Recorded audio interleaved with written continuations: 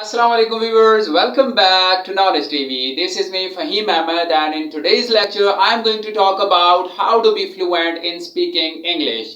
So to be a good and fluent speaker of English, we must have sound knowledge of vocabulary, because we must have proper collection of words and then we can speak English fluently. So according to our research, we must have 3,500 daily use words which will enable us to be fluent speaker of English. So vocabulary is the very basic thing to speak certain language. So speaking English fluently, we need proper words to speak English. The second very important thing is practice, because practice makes a man perfect. So speaking practice is very crucial to be fluent in English. So you must have to practice English on daily basis, which will enable you to be fluent speaker of English. The third very important thing is to structure the sentences properly, because we must have proper and basic knowledge of structuring the sentences. So if we structure the sentences properly,